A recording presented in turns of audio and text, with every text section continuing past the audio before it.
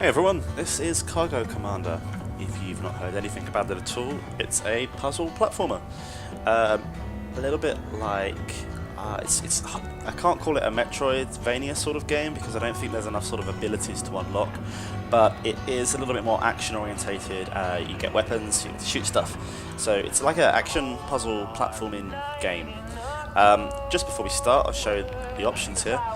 They're fairly standard. You can replay the tutorial level, all of the controls can be changed, you can change the way your crosshair displays information, you can turn on silent space, which I don't know what you'd want to do really, change brightness, change res, and you've got the quality here. There's no individual graphics options though. So, on to the game. The game is a 2.5D, maybe 2.5 I would say, D platformer. There's no 3D here at all. You're always on this side-scrolling plane. When I first plugged it in, when I first turned it on, I had an Xbox controller sitting in my hands thinking this is a platform game, I want to play this with an analog stick, it's just going to suck. And actually the controls for the PC are done really well to the point where the Xbox controller definitely isn't needed at all. It doesn't actually work, or didn't work by default for me, probably because I hadn't configured it. So I grabbed the WASD and the mouse here to aim, and it works really well. You have space to jump, and there's a few other little controls like pressing E to use objects. So the story behind the game is that you're this mining guy, you're all the way out in deep space, and you're grabbing these cargo containers from, essentially, I guess from ships that have crashed or something like that. And they fly into you, and you've got to grab the cargo from them. The story is essentially told entirely through these little email things here, and you get to talk to your employee, initially talking about the tutorial, and eventually it starts talking a little bit more, there's a little bit more plot and a little bit more colour there, and you get to talk to your girlfriend as well, although I think I've deleted all of her emails for some reason. As you play, you get to go up in these ranks here, and this is a good list of all the ranks. I'm not sure whether the ranks go up like an MMO, as in they take much longer each time. I've been playing for about 3 hours now, and I'm here. So if they go up more each time, there's probably about 20 hours of ranks there to get to here. And I assume these are jokes, but you never know.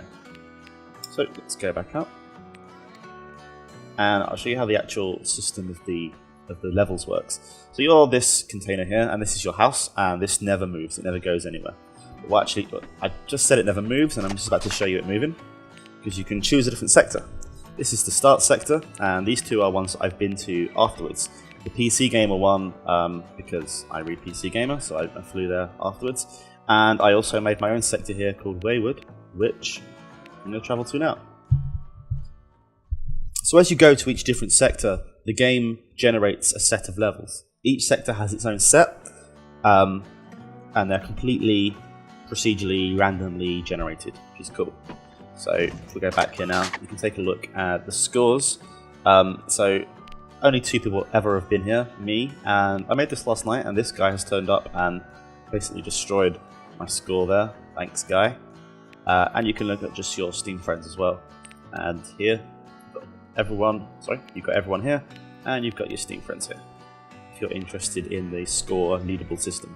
And the score system is really quite central to this game. It's a very arcade-based platformer. So, to play, you activate this little magnet, and what this guy does is it throws these containers that suddenly stick to you. And as you go into each one, another one gets stuck to the end of that. And the goal is to pick up these blue boxes. And the blue boxes have inside them cargo. The cargo means points, and the more different cargo you get, the quicker you rank up.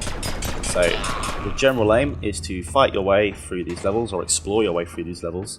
And you can drill through pretty much everything. So here, I'm just going to drill into another container and just jump through space, being careful not to run out of oxygen. And in each one, you're sort of looking around and you're thinking, okay, where do I want to go? Where do I want to do? I want to go here, get a better weapon so that I can kill this guy, or get hurt instead. There we go. Kill this guy, grab some cargo, and jump back out. Now, this wormhole opening is basically your alarm to get back to your house. If you are in a container when it goes off, you need to very quickly get back, because this happens and they just fly off into space. If they leave you in space too long, your oxygen runs out and you die. Once you jump back into your house, these little chutes come down and they basically give you a score for that level. And each different sector has, I think, between 4 and 5 levels from what I've seen so far. And after each one, you just click the magnet again, wait, and they get stuck up again. So, go up here, jump through this one, grab this nail gun. The one thing I've noticed is that once you've generated a sector, the levels do stay the same. So if I replayed this again tomorrow, or I restarted the game, these levels are identical. But the different sectors are the way to randomly generate them. And there are lots of different items and things that you come across. There's different guns, there's different ways to maneuver around. There's these crystals that spawn enemies that you'll want to destroy as soon as you get to, really. And you've got a little health system in the top right there, which are the apples, and you can find food and health throughout the cargoes. What's going to happen here is I'm going to be searching around for cargo, and at some point we're going to see the wormhole alarm go off, and then I'm going to need to run back. So you're constantly thinking when you're playing, how am I going to get back? Am I going to get back in time? Should I go into here? It looks like there could be some awesome stuff, but if this wormhole goes off again in the middle of this, am I going to get back in time, or am I just going to die horribly?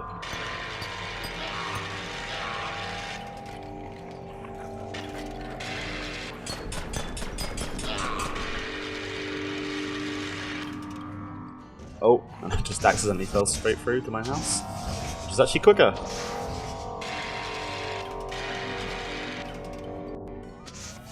So I think the alarm's going to go off in a second because I've played this quite a few times now. I'm not going to risk jumping off there.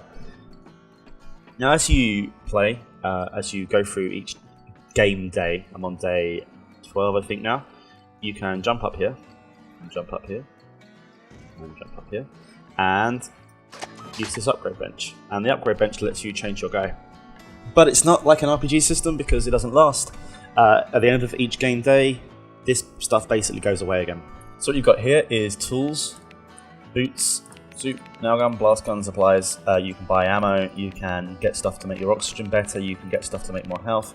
But if you grab one of these for run speed, buy it, go out, what happens is it only lasts until the end of that level. The minute I go here and I end the day through this, you'll lose the upgrades.